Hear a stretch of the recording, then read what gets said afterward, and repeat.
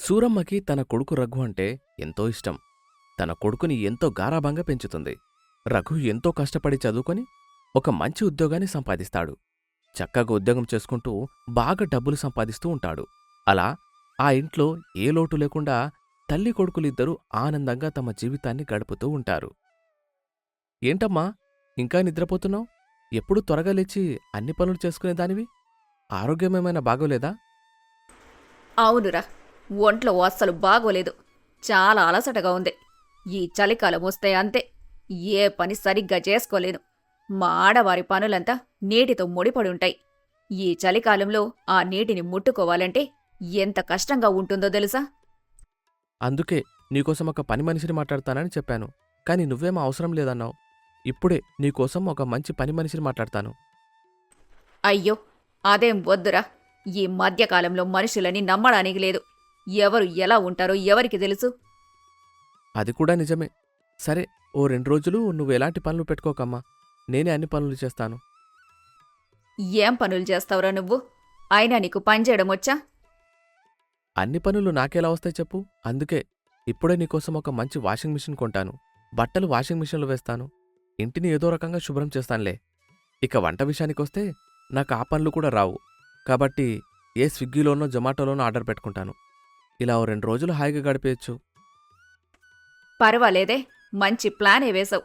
అంత అవసరమేమీ లేదు గాని ఈ ఒక్కరోజు కాస్త విశ్రాంతి తీసుకుంటాన్రా.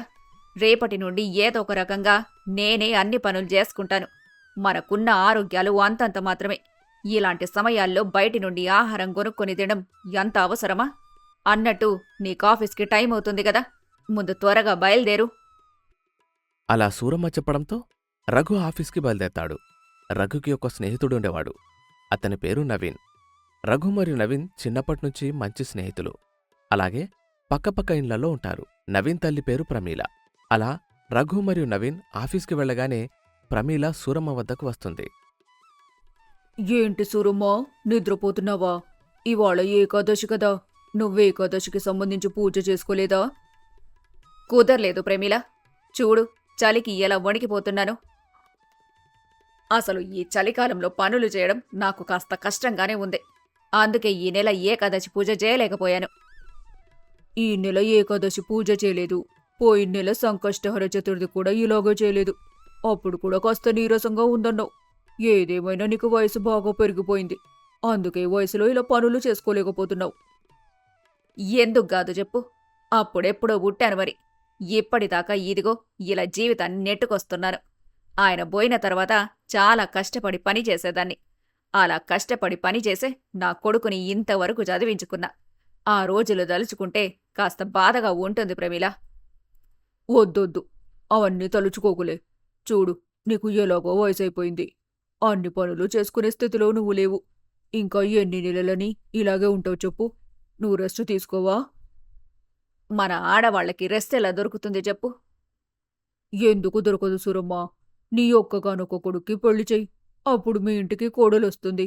కోడలొచ్చిందంటే అత్తకి రెస్ట్ దొరికినట్టే కదా. రెస్ట్ కోసం కాదు గాని నా కొడుక్కి పెళ్లి వయసొచ్చింది నిజమే. కనీసం దానికోసమైనా వాడికి వెంటనే పెళ్లి చెయ్యాలి. మరింకెందుకు ఆలస్యం? వెంటనే పిల్లని వెతకడం మొదలు పెట్టండి. ఇప్పుడు మొదలు పెడితే పిల్ల ఎప్పటికి దొరుకుతుందో ఏమో. అలా ప్రమీల చెప్పడంతో సూరమ్మ కూడా తన కొడుక్కి పెళ్లి చేయాలి అని నిర్ణయించుకుంటుంది. ఇక ఆ రాత్రి రఘు ఆఫీసు నుండి ఇంటికి వస్తాడు. సూరమ్మ రకరకాల వంటలు తయారుచేసి రఘు ముందు పెడుతుంది. వచ్చావా రఘు? నీకోసమే ఎదురు చూస్తున్నాన్రా. అవునా? ఇంతకీ నీ ఆరోగ్యమెలా ఉంది? నా ఆరోగ్యం గురించి ఏం చెప్పమంటావురా? ఎప్పుడు ఎలా ఉంటుందో నాకే తెలియటం లేదు. కొన్నిసార్లేమో కాళ్ళు నొప్పి పెడుతుంటాయి. మరికొన్నిసార్లేమో చేతులు నొప్పి పెడుతుంటాయి. ఇక ఆలోచించడం మొదలుపెట్టాననుకో, తలనొప్పి కూడా మొదలవుతుంది. ఇలా ఎప్పుడు ఏదో ఒక నొప్పితో బాధపడుతూనే ఉంటాన్లే. ఇలా బాధపడ్డం ఎందుకమ్మా? మనం రేపు ఆస్పత్రికి వెళ్దాం. అవసరం లేదురా. ఆస్పత్రికి వెళ్తే తగ్గే నొప్పులు గావులే ఇవి. మరెక్కడికి వెళ్తే తగ్గుతాయి? నేను ఎక్కడికెళ్ళినా నొప్పులు తగ్గవులే గాని రావాల్సిన వాళ్ళొస్తే తప్ప నాకీ నొప్పులు తగ్గేలా లేవురా. రావాల్సిన వారా? వారెవరు? బంధువులేమైనా వస్తున్నారా? అదిగాదురా. సరేగాని ఈ వంటలన్నీ నేను నీకోసమే చేశాను. ముందు తిను.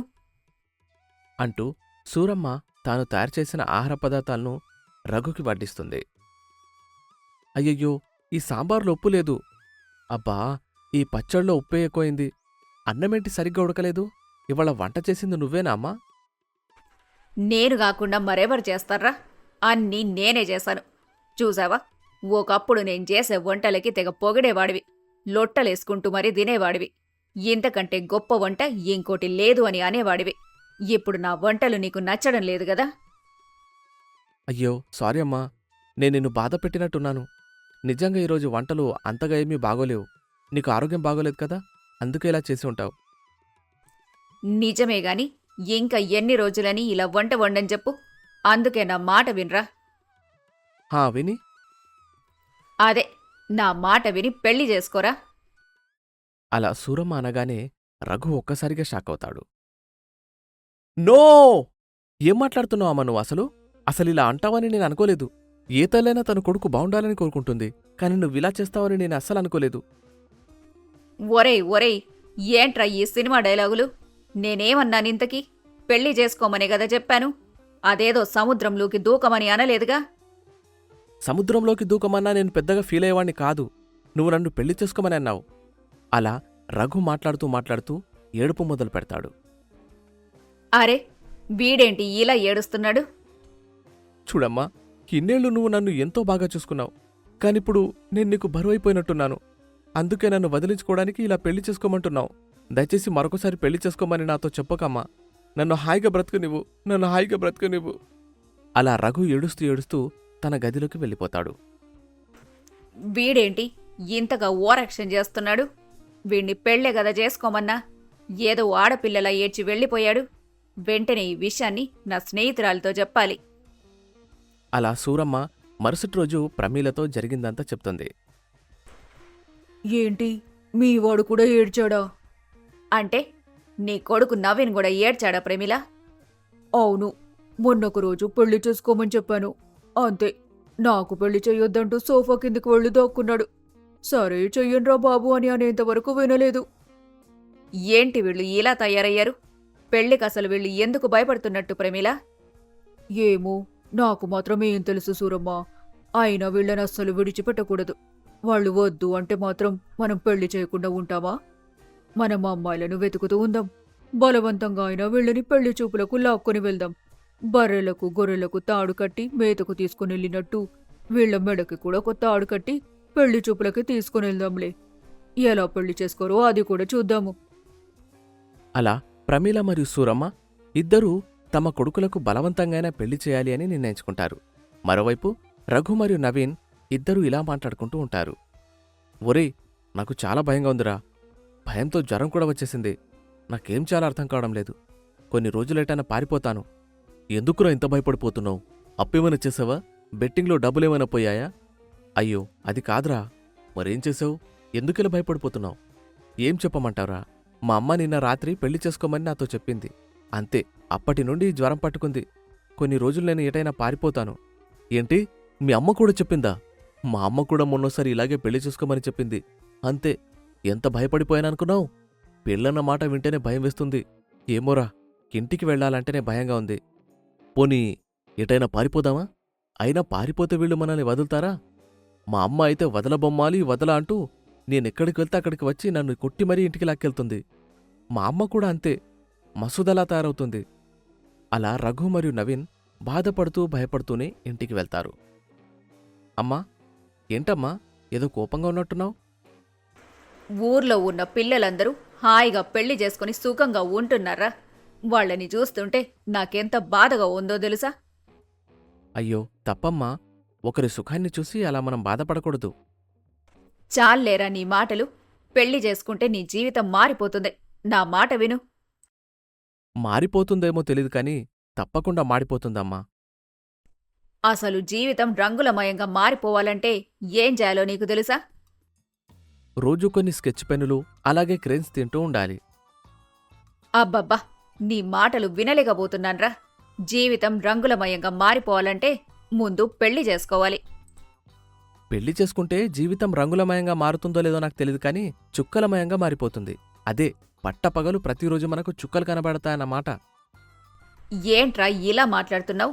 నీ మాటలు చూస్తుంటే ఇక నీలో మార్పొచ్చేలా లేదు. నేనిక్కడుండి కూడా ఎలాంటి ఉపయోగం లేదనిపిస్తోంది. వెళ్ళిపోతాన్రా. నేనే ఏదో ఒక ఆశ్రమం చూసుకొని ఇక్కడ్నుంచి వెళ్ళిపోతాన్లే. అలా సూరమ్మ బట్టలని సర్దుకొని ఇంటి నుండి బయటకు వెళ్తుంది. రఘు కూడా సూరమ్మ వెంటే బ్రతిమిలాడుతూ బయటకు వెళ్తాడు. సరిగ్గా అదే సమయానికి నవీన్ తల్లి అయిన ప్రమీల కూడా బట్టలు సర్దుకుని బయటకు వచ్చేస్తుంది.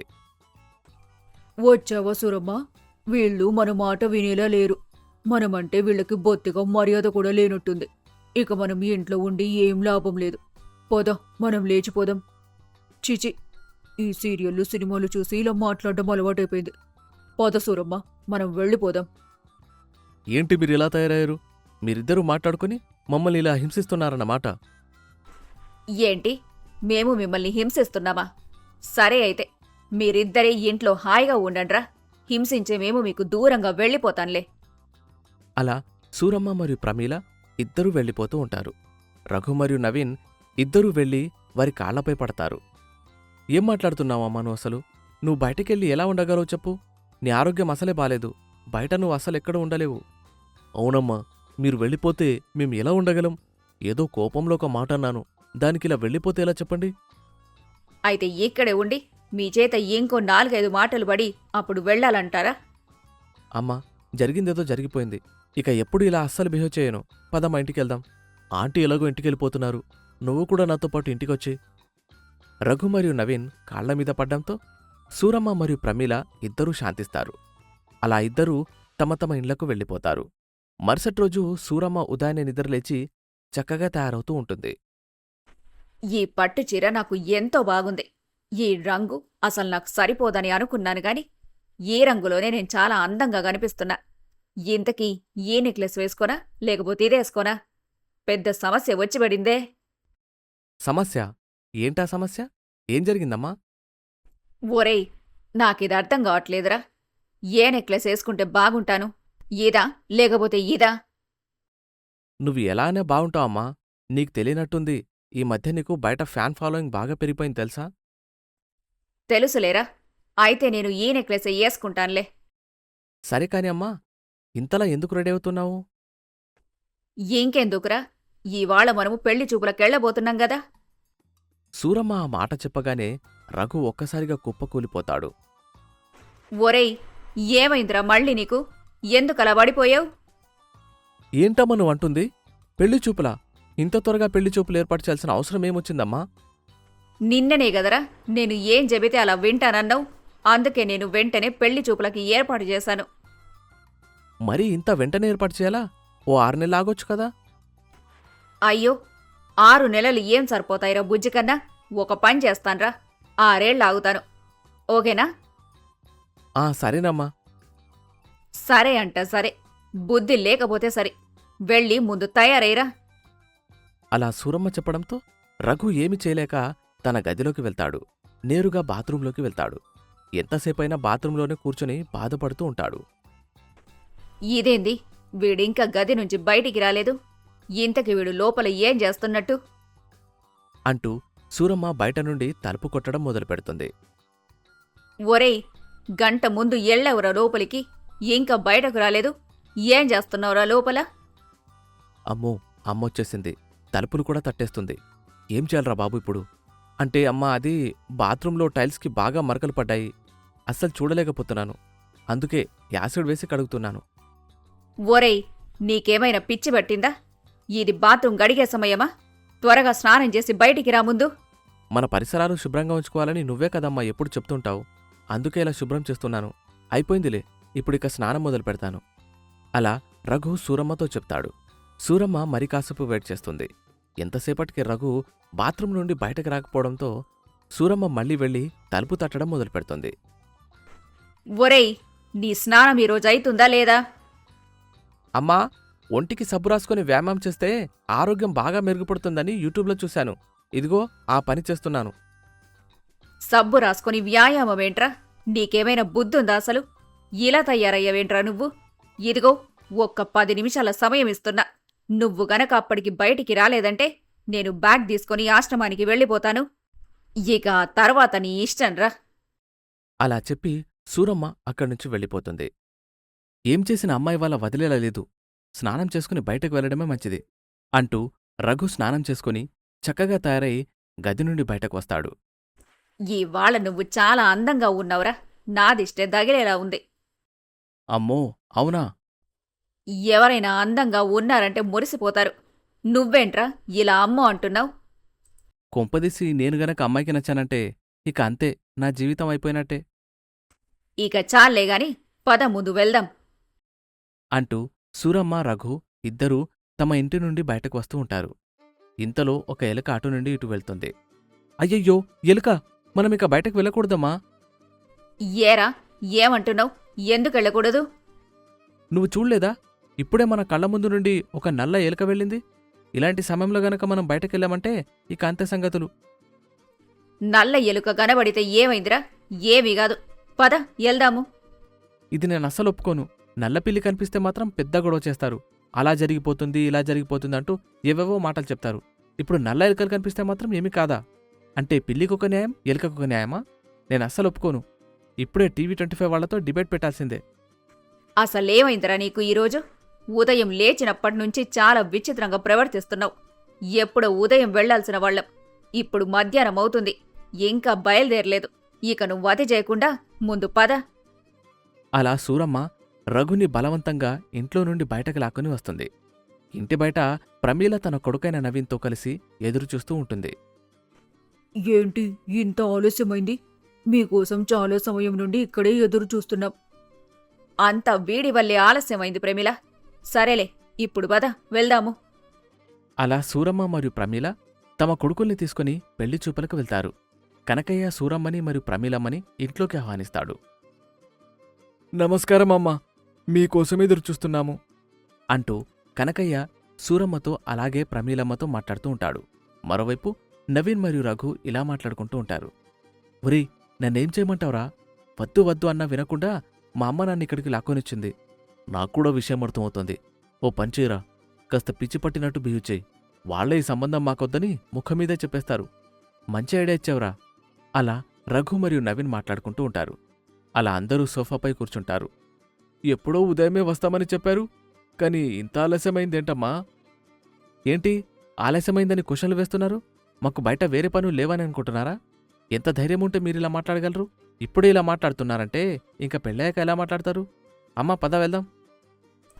ఒరేయ్, అది మావాడు జోకులేస్తున్నాడండి. ఎప్పుడు ఇంతే జోకులేస్తూనే ఉంటాడు. దారిలో కార్ పంచర్ అయింది. అందుకే కాస్త ఆలస్యమైంది అన్నయ్య గారు. ఏంటి, ఈయన నీకు అన్నయ్య? నాకెప్పుడు చెప్పలేదే ఈ ఊర్లో నీకు ఒక అన్నయ్య ఉన్నాడని. ఏంటయ్యా, నువ్వెప్పుడు మా ఇంటికి రాలేదు? ఒరేయ్ ఒరేయ్, నీ జోకులాపరా ఇక. అన్నయ్య గారు, మీరేమీ పట్టించుకోకండి. వీడు ఎప్పుడూ ఇంతే సరదాగా ఉండాలని చూస్తాడు. ఇదిగో అమ్మాయి వచ్చేసింది. అలా ఆ అమ్మాయి అక్కడికి వచ్చి కూర్చుంటుంది. ఆ అమ్మాయిని చూడగానే రఘు భయంతో వణికిపోతూ ఉంటాడు. అతని కాళ్ళు తెగ వణుకుతూ ఉంటాయి. ఒరేయ్, ఏదో దయ్యం సినిమా చూసినట్టు ఆ కాళ్ళేంట్రా అలా వణికిపోతున్నాయి? ఈ కాలం అబ్బాయిలకి పెళ్లి చూపులంటే హర్రర్ సినిమాతో సమానంలే అమ్మా. ఇదిగో అమ్మాయి, నీ పేరేంటి? నా పేరు శిరీష ఆంటీ గారు. చాలా చక్కగా ఉన్నావమ్మా. ఒరేయ్, అమ్మాయితో ఏదైనా మాట్లాడరా. అది మరి మీకు ఏ కలర్ అంటే ఇష్టం? నాకు బ్లూ కలర్ అంటే చాలా ఇష్టం. మీకు వంటలు వచ్చా? ఓ, వచ్చండి. చాలా బాగా చేస్తాను. అవునా? మీకు వచ్చిన వంటల పేర్లు చెప్పండి. నేను పచ్చళ్ళు బాగా పెడతానండి. అంటే ఇప్పుడు కెరీర్ మీద కాన్సంట్రేట్ చేయమంటదేమోరా. ఒరే, నువ్వు కాసేపు ఊరుకోరా. రకరకాల పచ్చళ్ళు పెడతాను. పార్లేజీ పచ్చిమిర్చి పచ్చడి, ఓరియో ఆవకాయ, బెండకాయ పచ్చడి, ఇవంటే నాకు చాలా ఇష్టం. అలా శిరీష చెప్పడంతో అక్కడున్న వాళ్ళందరూ ఉలిక్కి పడతారు. ఇలా అడుగుతున్నానని మరోలా అనుకోకండి. రేపొద్దున్న మన మధ్య గొడవ వస్తే మీరేం చేస్తారు? ఏముంది, మా నాన్నకి చెబుతాను. మా నాన్న తన బిజినెస్తో నాకు బాగా సహాయపడతాడు. బిజినెస్తో సహాయపడతాడా? నాకేం అర్థం కావడం లేదు. అంకుల్ గారు, ఇంతకీ మీరేం బిజినెస్ చేస్తారు? ఓ, నేనా? బ్లూ డ్రమ్ముల బిజినెస్ చేస్తుంటాను. అంతే, బ్లూ డ్రమ్ము అనగానే అక్కడ్నుండి రఘు మరియు నవీన్ ఒక్కసారిగా పరుగులు తీస్తారు. వారి వెంట సూరమ్మ మరియు ప్రమిళ కూడా పరుగులు తీస్తారు. అలా బ్లూ డ్రమ్ము పేరు వినగానే నవీన్ మరియు రఘు ఇద్దరూ బయటకు పరుగులు తీస్తారు. వారి వెంటే సూరమ్మ మరియు ప్రమిళ కూడా బయటకు వస్తారు. ఒరేయ్, ఏంట్రా ఇలా పరుగులు తీస్తూ బయటికి వచ్చారు? మీకేమైనా పిచ్చి పట్టిందా ఏంది? ఒరేయ్, ఏంట్రా అలా పరిగెత్తుకుంటూ వచ్చారు? పెళ్లివారు చూస్తే ఏమనుకుంటారు? ఏమైనా అనుకోనివ్వండి, ఆ బ్లూ డ్రమ్ము సంబంధం మాత్రం అస్సలు వద్దు. అవునవును, అస్సలు వద్దు. ఎందుకురా అలా అంటున్నారు? పిల్ల ఎంతో చక్కగా ఉంది. వాళ్ళ నాన్నకి కూడా బాగా ఆస్తులున్నాయి. అందులోనూ ఒక్కతే కూతురు. నిన్ను పువ్వుల్లో పెట్టి చూసుకునేలా ఉన్నారా? పువ్వుల్లో పెట్టి చూసుకుంటారో లేదో తెలియదు గాని బ్లూ డ్రమ్లో పెట్టి చూసుకునేలా ఉన్నారు. ఏంట్రా ఇలా భయపడుతున్నారు? మా కాలంలో మగపిల్లలు ఇలా అస్సలు భయపడేవారే కాదు. మీ కాలంలో ఆడపిల్లలు భయపెట్టేవారు కాదు కదా, అందుకే వాళ్ళు అలా ధైర్యంగా ఉండేవాళ్ళు.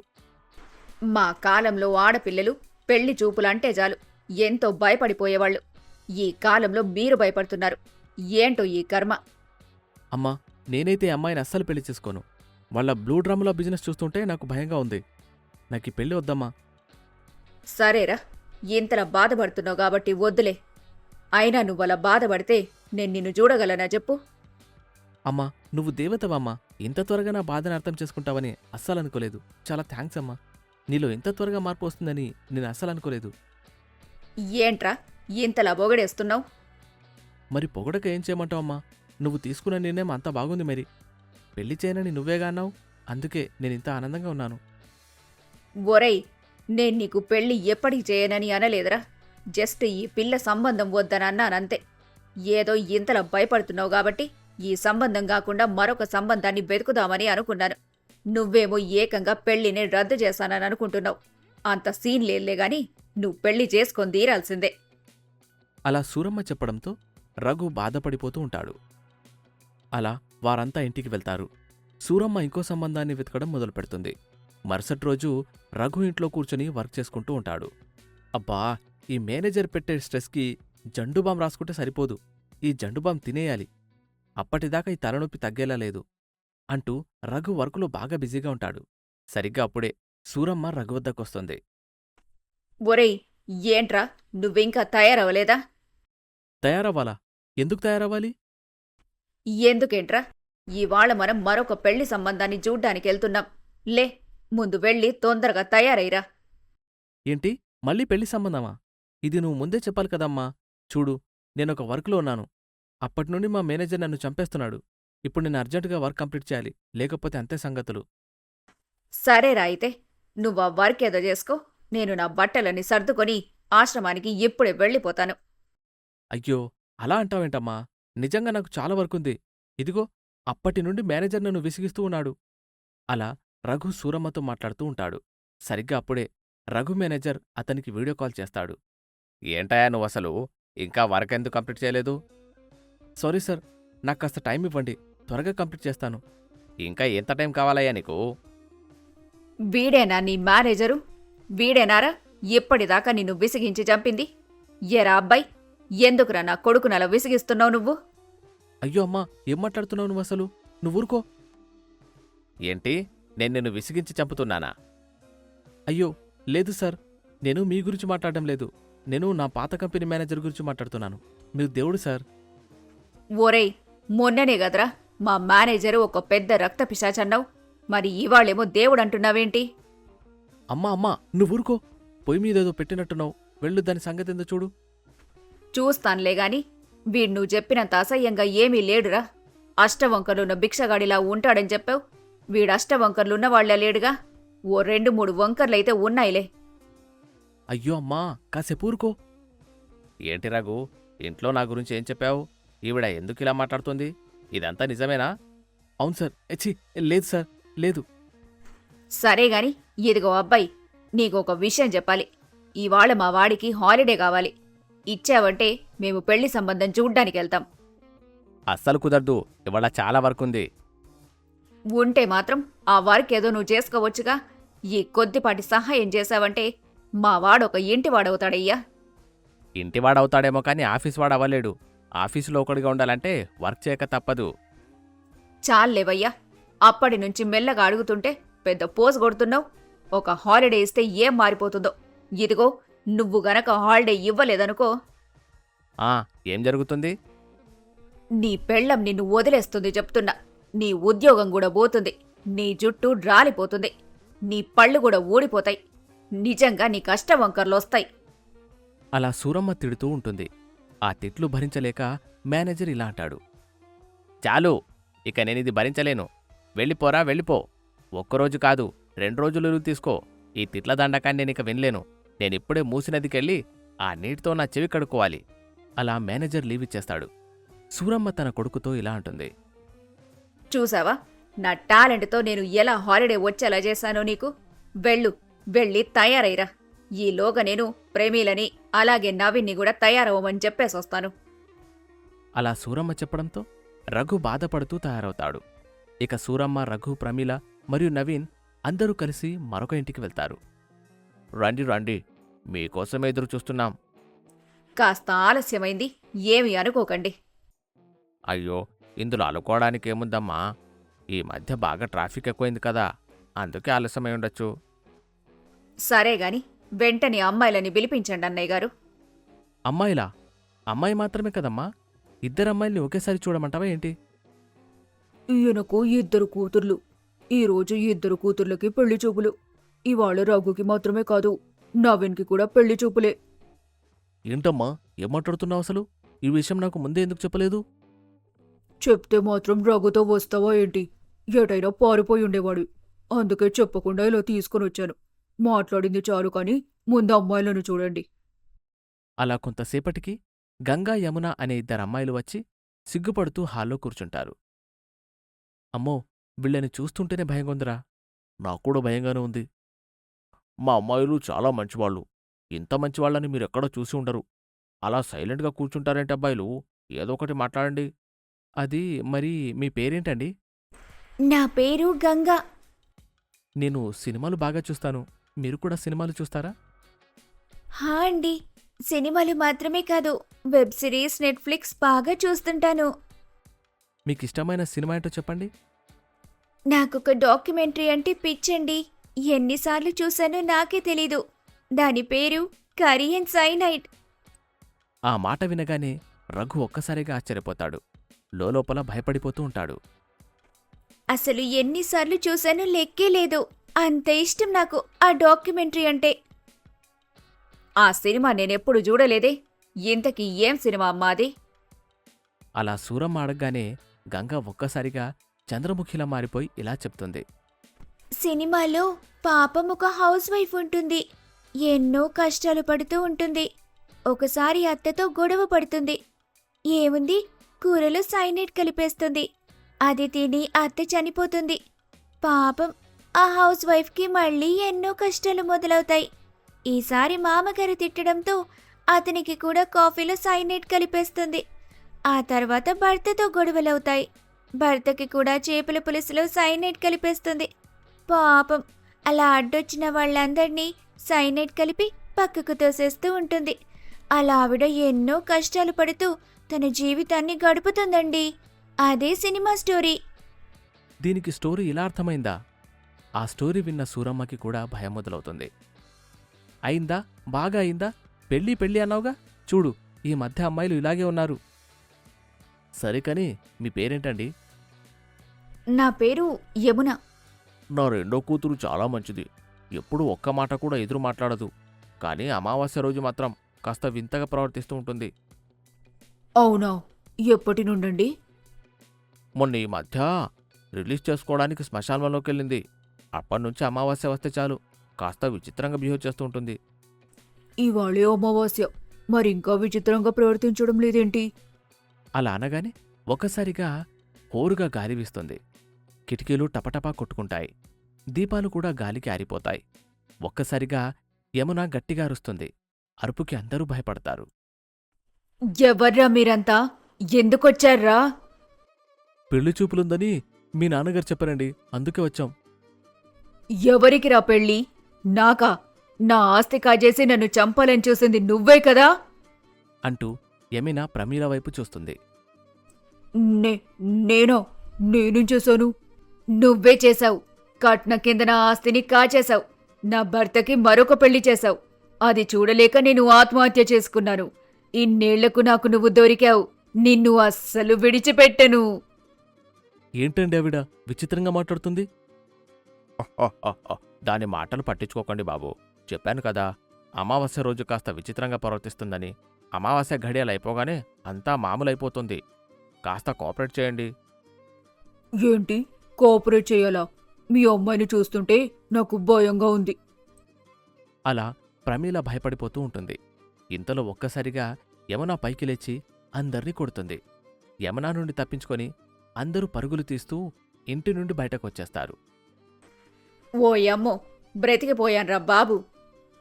అవును, లేకపోతే ఆ పిల్ల ఏం చేసేదో ఏమో. అందుకే చెప్పాను, ఈ మధ్య ఆడపిల్లలు చాలా భయంకరంగా ఉన్నారని. పదండి, ముందింటికెళ్దాం. అలా ఒక 2 రోజులు గడిచిపోతాయి. మళ్ళీ సూరమ్మ పెళ్లిగోల మొదలుపెడుతుంది. ఏంటమ్మా నువ్వు మళ్ళీ పెళ్లిగోల మొదలుపెట్టావు? మొన్న జరిగింది సరిపోలేదా? ఓరేయ్, మొన్న జరిగినట్టే ప్రతిసారి జరుగుతుందట్రా. ఈసారి నేనొక గుణవంతురాలైన అమ్మాయిని వెతికాను. తను ఎంతో అందంగా ఉంటుందిరా. అంతేకాదు, చక్కగా ఉద్యోగం కూడా చేసుకుంటుందంట. ఏది ఏమైనా సరే, ఈ మధ్య ప్రతి పెళ్లి చూపులకు వెళ్లి పారిపోవడం అలవాటైపోయింది నాకు. వద్దమ్మా, కొన్ని రోజుల పాటు పెళ్లి పేరెత్తకు. ఒరేయ్, ఈ సంబంధం గనక నీకు నచ్చలేదంటే మరొక ఏడాది పాటు నేను పెళ్లి ఊసే ఎత్తన్రా. అలా సూరమ్మ చెప్పడంతో రఘు తన మనసులో ఇలా అనుకుంటాడు. ఈమె మంచి ఛాన్స్ ఇచ్చింది, దీన్ని బాగా వాడుకోవాలి. ఈ మధ్య అమ్మాయిలందరూ ఒకేలా ఉన్నారు. ఈ అమ్మాయి కూడా విచిత్రంగా బిహేవ్ చేస్తుంది. దాన్ని అడ్డుపెట్టుకుని నేను సంవత్సరం పాటు పెళ్లి ప్రస్తావన రాకుండా చేయాలి. అలా రఘు తన మనసులో అనుకుంటాడు. ఇక మళ్ళీ అందరూ కలిసి రాఘవయ్య ఇంటికి వెళ్తారు. వచ్చారా? మీకోసం ఎదురుచూస్తున్నాం.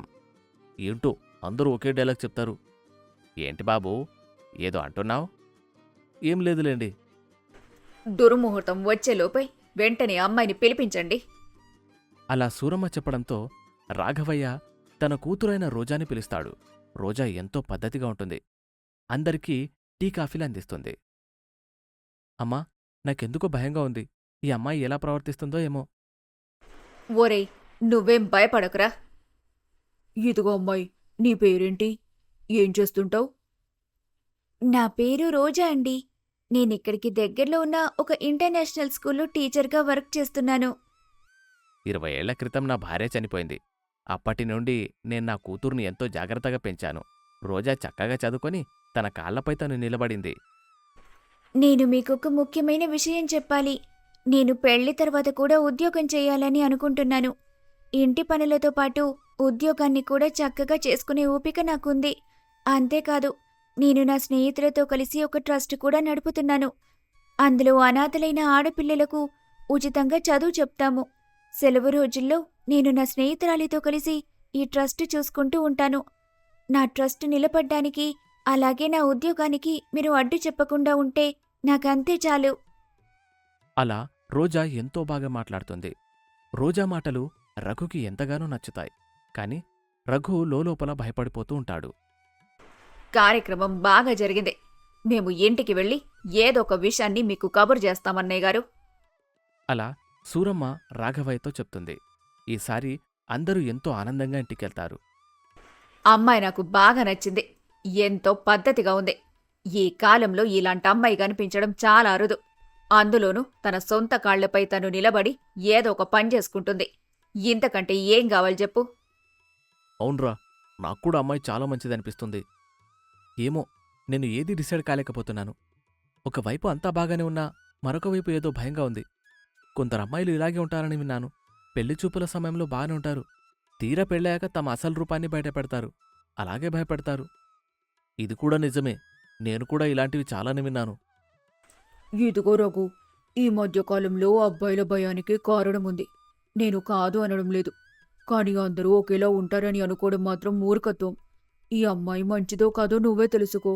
ఎందుకంటే పెళ్లి చేసుకోబోయేది నువ్వు. నిన్నీ విషయంలో మేమసలు బలవంతం చెయ్యంలే. అలా ప్రమీల రఘుతో చెప్తుంది. రఘు కూడా రోజా గురించి పూర్తిగా తెలుసుకోవాలి అని అనుకుంటాడు. మనం ఒక వారం పాటు ఆ అమ్మాయిని పూర్తిగా గమనిద్దాం. అమ్మాయి ఎలాంటిదో తెలుసుకుందాం. సరే, అలాగే చేద్దాం. నవీన్ మరియు రఘు ఇద్దరూ కలిసి రోజాని ఫాలో అవుతూ ఉంటారు. రోజా ప్రతిరోజు ఉదయం చక్కగా తయారై స్కూల్కి వెళ్తుంది. తన పని తాను చేసుకునేది. అందరితో చాలా చక్కగా మాట్లాడేది. ప్రతి ఆదివారం గ్రామాల్లో ఉన్న ఆడపిల్లల వద్దకు వెళ్లి వారికి కావలసిన వస్తువులను అందించేది. అలాగే ట్రస్ట్ పనులు చూసుకుంటూ బిజీగా ఉండేది. ఒకరోజు రోజా రఘుని గమనిస్తుంది. ఏం చేస్తున్నారు మీరసలు? 4 రోజుల నుండి చూస్తున్నాను. నేను ఎక్కడికి వెళ్తే మీరక్కడికి వస్తున్నారు. నా మీద నిఘా ఏమైనా పెట్టారా? అంటే నేనెలాంటిదాన్నో తెలుసుకొని ఆ తర్వాత పెళ్లి చేసుకోవాలని అనుకుంటున్నారా? అవును, మీరు చాలా ఇంటెలిజెంట్ అండి, త్వరగా కనిపెట్టేశారు. నా పర్మిషన్ లేకుండా నా చుట్టూ తిరుగుతూ నా గురించి తెలుసుకోవడం తప్పు అని మీకనిపించడం లేదా? తప్పేనండి, మమ్మల్ని క్షమించండి. ఈ మధ్య మాకు భయం పట్టుకుంది. వెళ్ళిన ప్రతి పెళ్లి చూపుల నుండి పరుగులు తీస్తూ ఇంటికెళ్ళాం. ఏంటో పెళ్లి చేసుకోవాలంటేనే అలా భయంగా ఉంది. ఈ మధ్య జరుగుతున్న ఇన్సిడెంట్స్ కారణంగా ఇలా చేయాల్సొచ్చింది. దయచేసి మమ్మల్ని క్షమించండి. ఏం పర్వాలేదండి. మీరు చెప్పేది కూడా నిజమే. ఈ మధ్య ఇలాంటివి చాలానే జరుగుతున్నాయి. మీకు అమ్మాయిలన్నా అలాగే పెళ్ళన్నా భయం ఉండటంలో ఎలాంటి తప్పు లేదు. కానీ మాకు కూడా భయం ఉంటుంది కదా. ఎందుకంటే ఈ మధ్య కుక్కర్ కేసులు కూడా బాగానే పెరిగాయి. ఏమో, ఎవరికి తెలుసు, మీరు కూడా కుక్కర్లు వాడతారేమో. అయ్యో లేదండి, నేనలా ఎప్పటికీ చేయలేను. నేను మీకు చాలా మర్యాదనిస్తాను. పెళ్ళనగానే అబ్బాయిలు ఎలా భయపడుతున్నారో అమ్మాయిలు కూడా అలాగే భయపడతారండి. ఈ భయాల్లో ఎలాంటి తప్పు లేదు. కాకపోతే అందరూ ఒకేలా ఉంటారని అనుకోవడమే చాలా తప్పు. అందరు అమ్మాయిలు ఒకేలా ఉండరు. కొందరు పద్ధతిగా కూడా ఉంటారు. అలాగే అబ్బాయిలు కూడా చెడ్డవారై ఉండరు.